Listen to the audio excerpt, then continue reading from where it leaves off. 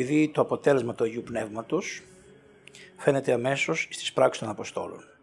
Και επειδή εορτάσαμε την Προτεραία Κυριακή, την Πεντηκοστή και τη Δευτέρα του Πνεύμα του Άγιου, η καρπή που έκαμε το Πνεύμα του Άγιου είναι αυτή που θα βρούμε την Κυριακή μπροστά μας, η καρπή των Αγίων Πάντων.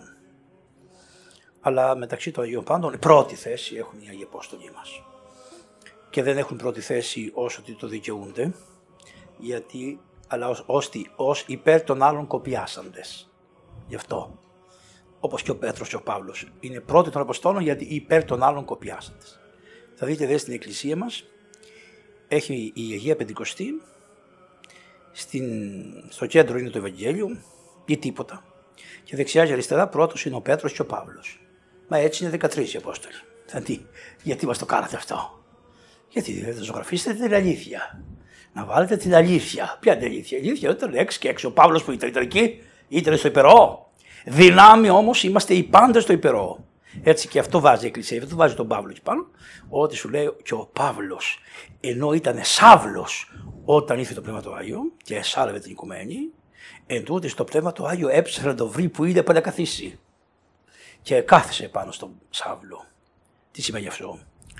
Χριστά μου παιδάκια μου, εσείς που είστε παιδάκια ακόμα, να ξέρετε ότι μπορεί ένας άνθρωπος να είναι έξω από την Εκκλησία. Να είναι στο χειρότερο μέρος έξω από την Εκκλησία. Να κυνηγάει την Εκκλησία. Όμως τον κυνηγάει χάρις. Μπορεί να τον κυνηγάει χάρις. Πάντα δεν βρει.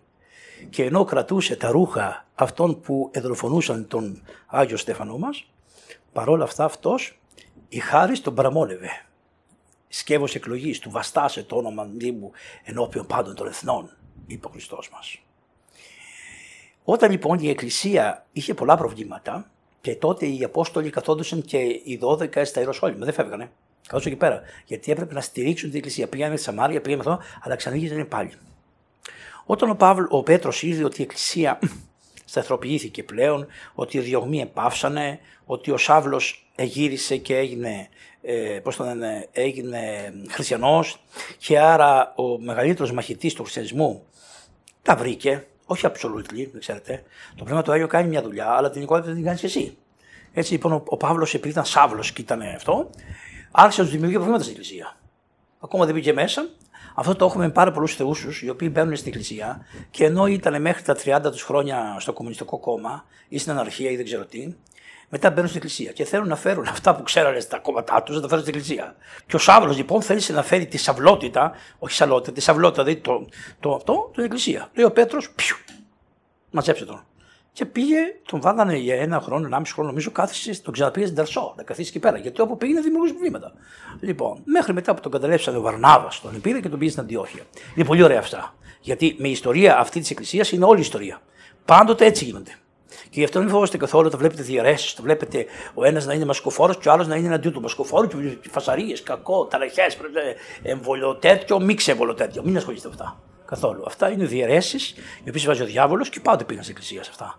Οπότε λείπετε. Μα λέει, πήγα σήμερα σε ένα τραπέζι και μου λέει μια κυρία, μα στεναχωριέμαι που δεν υπάρχει αυτή η ενότητα κτλ. Και ποιος είπε, κυρά μου, ότι είχαμε ενότητα ποτέ? Έτσι ήμασταν. Μα να μην υπάρχει ενότητα στο όνομα του Χριστού? Όχι. Καλλιεργούμε την ενότητα. Αγωνιζόμαστε για την ενότητα. Υπάρχει κόπος να έχουμε την ενότητα. Δεν είναι δικαίωμά μας να έχουμε την ενότητα. Είναι χάρισμα, είναι δώρο να έχεις την ενότητα μέσα στην Εκκλησία.